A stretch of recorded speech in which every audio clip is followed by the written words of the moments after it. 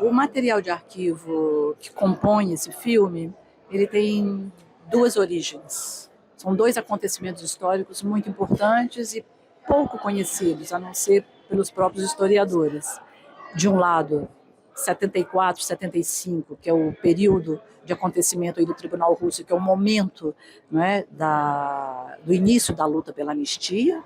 O Tribunal Russo foi uma espécie de desencadeador dentro da história aí do Brasil para a difusão dos crimes da ditadura brasileira. E, por outro lado, esse material de 79, né, rodado então um pouco depois, por um exilado brasileiro, Hamilton Lopes dos Santos, que filmou a Conferência Internacional pela Anistia durante 3 dias de sua duração.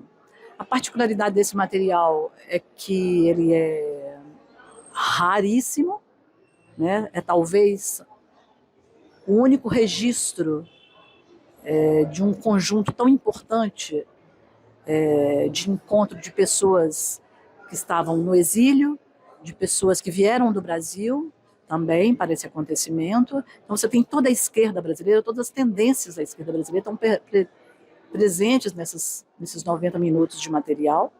E é o único registro, talvez, da diáspora brasileira no seu conjunto, né, de diferentes países, que se concentrou em Roma durante esses 3 dias para esse acontecimento que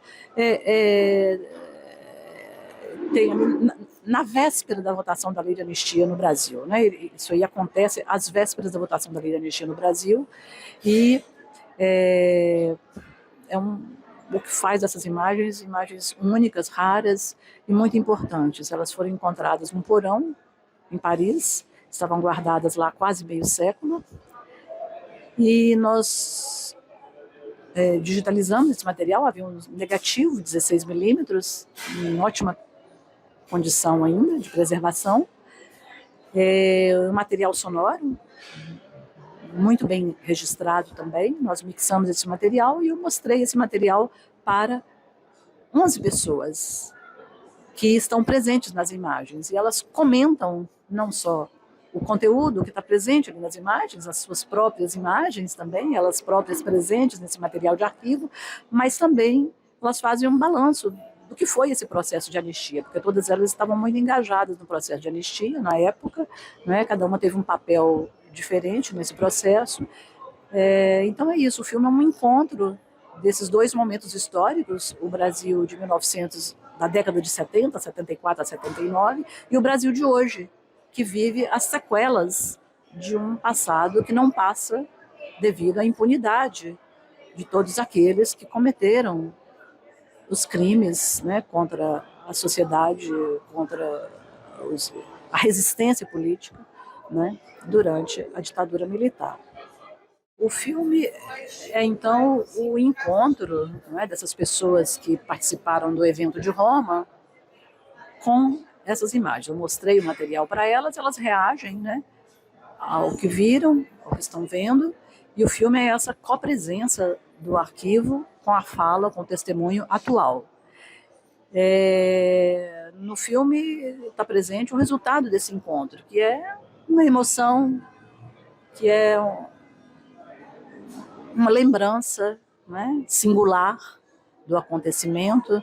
Não é um filme sobre a história da anistia, mas de pequenos momentos breves, momentos de rememoração do que foi esse processo por parte dessas pessoas.